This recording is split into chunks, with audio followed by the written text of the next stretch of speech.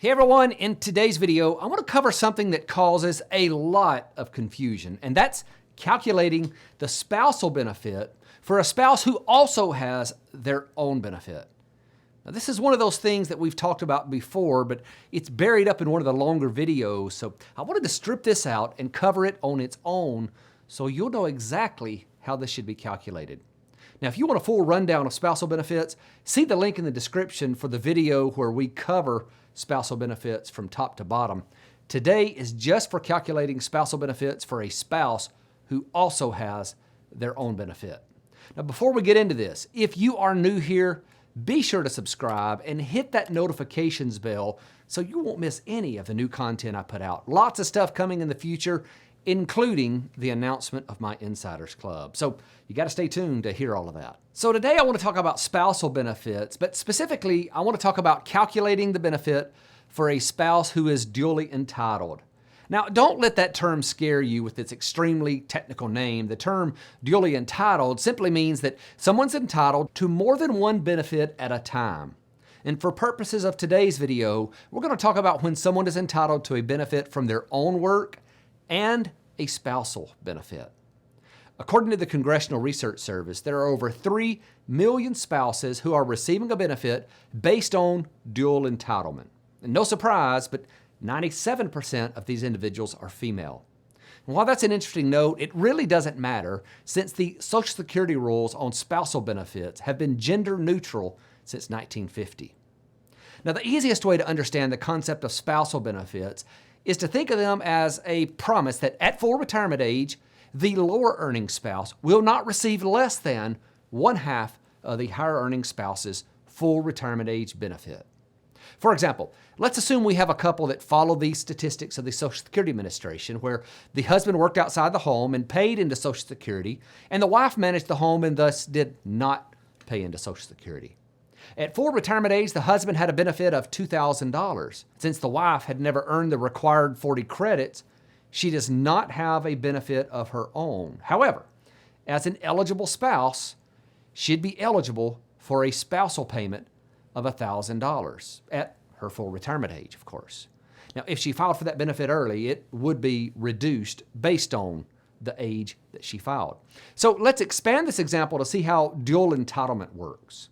Let's assume again that the husband has a full retirement age benefit of $2,000. This time, the wife has her own benefit of $800. Remember, at full retirement age, the lower earning spouse can get the greater of her benefit or 1/2 of the higher earning spouse's benefit. So in this case, the wife is still eligible for a total benefit of $1,000, but she'll receive her own benefit of $800 first and then a spousal payment of $200 to get her up to the full $1,000 she is eligible for.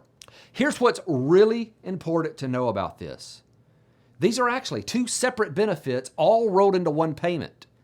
And the easy way to understand how this may apply in your situation is a simple formula. That's 1/2 of the high benefit minus the low benefit equals spousal payment. So in the example we used of the husband and wife, it would work out like this. 1/2 of the high benefit is $1,000. Minus the low benefit of $800 equals the spousal payment of $200. You may be thinking to yourself, now Devin, listen, if the result at the end of this calculation is still 1/2 of the higher earning spouse's benefit, what difference does it make? Why aren't we doing this video and talking about this? Well, it's important to understand because your own benefit and your spousal payment are not calculated the same when it comes to reductions for filing early or increases for filing later. Let me show you what I mean. I'm going to make the assumption that you're the one who will be receiving the spousal benefits throughout this example. In the center, we have your filing age. To the left, we have the reductions or increases to your own benefit. And to the right, we have the reductions or increases to your spousal payment. Let's make the assumption that your full retirement age is 67, and that's for anyone who's born in 1960 or later.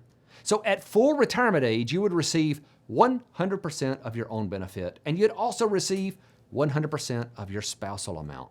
If you file a year early at 66, you'd receive 93 1/3 of your benefit and 91 2/3% of your spousal amount.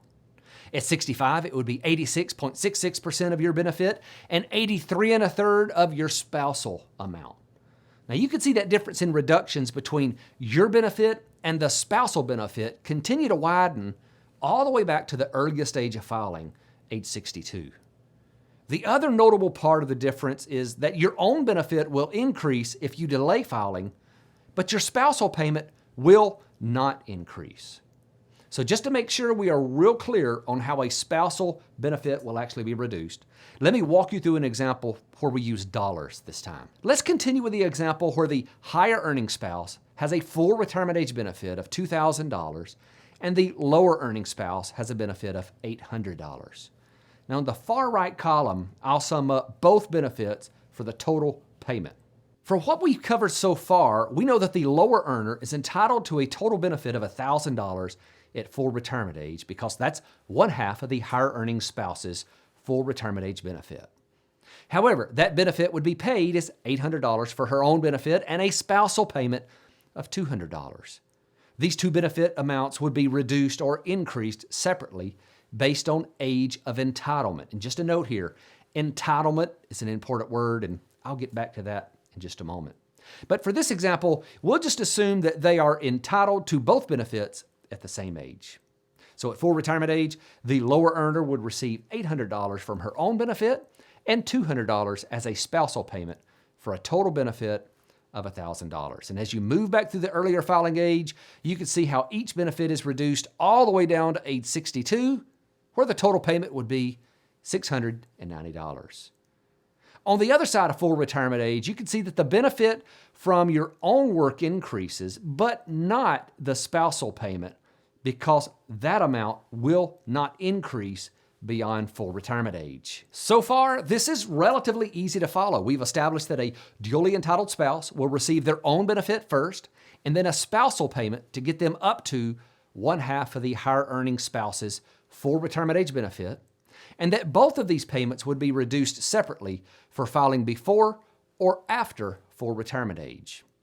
But now there's a small wrench I'd like to throw into the machine to make this interesting, and this is something you need to know. This next calculation has confused a lot of people. What happens if someone files for their own benefit but is not yet eligible to receive the spousal payment? Now, this happens fairly often due to the rule that says before a spousal payment can be paid, the higher earning spouse must file first. So let's take this back to the chart and see how this would work out. Let's assume that the lower earning spouse has reached full retirement age and they file for their benefit of $800. If the higher earning spouse has already filed, they'll get the spousal payment of $200. But if they haven't already filed, the lower earning spouse will not get the spousal payment, so their total payment would only be $800.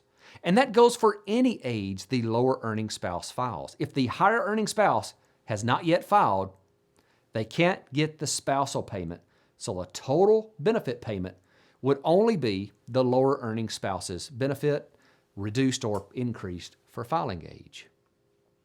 So let's step this up to a likely scenario where the lower earning spouse files for benefits and then 2 years later, the higher earning spouse files for benefits, thus entitling the lower earning spouse to the spousal payment. So how would this be calculated? Well, it's simply based on the age of entitlement. Let's go back to the chart and look at an example. Let's assume the lower earning spouse files for their benefit at 62. She'd start receiving $560, which is 70% of her full retirement age benefit. Since the higher earning spouse hasn't filed yet, she would not receive a spousal payment. But if her spouse filed 2 years later, she would become entitled to a spousal payment. And here's the important part. It would be her age of entitlement to the spousal payment that would determine how that portion would be reduced, not her age when she filed for her own benefit. Now, I've gotten a few emails and messages from people who have told me that their financial advisor didn't agree with the way I calculate this. So in the description below, I'm going to put some of the links to the pertinent section of the administration's website, like this one that I've got up on the screen now, where these calculations are discussed.